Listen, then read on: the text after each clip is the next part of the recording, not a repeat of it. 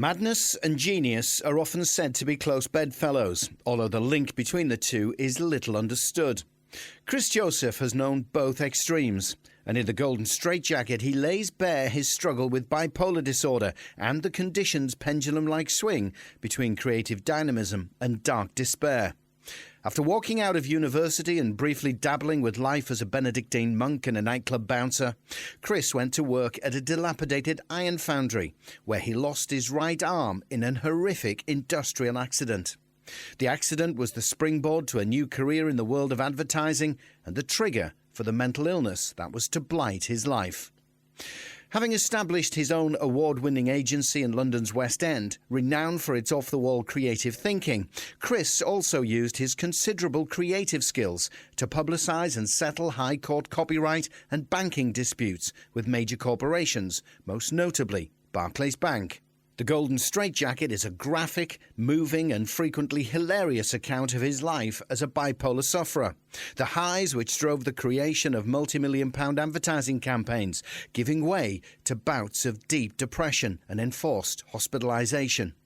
The stories can be read together or in isolation. They tell a tale of an extraordinary man whose struggle to overcome physical and mental obstacles will be an inspiration to anyone facing the stigma of physical disability and mental illness. As Chris says, you'd be mad not to read it. Chapter 1. Introduction. It was a couple of days after September the 11th, 2001, or as we now know it, 9/11, just after the Twin Towers had been demolished in New York.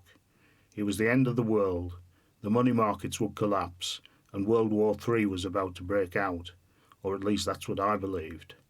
I also believed that I could and would save the world. I was hypermanic. I made a beeline from the northeast to London and had just attended a meeting with various dignitaries at the House of Lords, accompanied by David Shaler, the former MI5 officer turned whistleblower, and my young assistant Greg.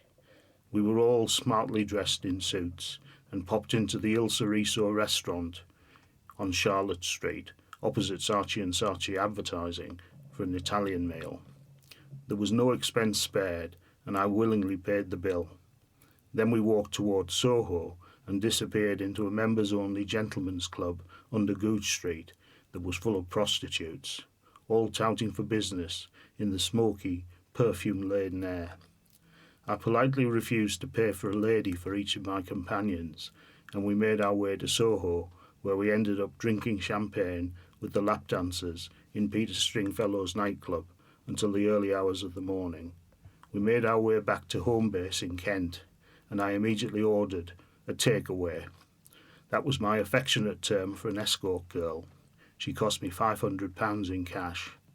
She was enjoying herself, flaunting herself in the mirrors that covered the bedroom walls of my mate Jeff's house. She was convinced she was being filmed. It was great fun. 3 weeks later, I was back in the northeast, in the secure unit of a psychiatric hospital, with 7 members of staff pinning me to the ground as another injected me in the rear with enough of a drug that was sufficient to knock out a horse. This was, needless to say, no fun at all. From Messiah to Pariah in the space of a few days, this has been my burden for more than 30 years. Here's how it all began.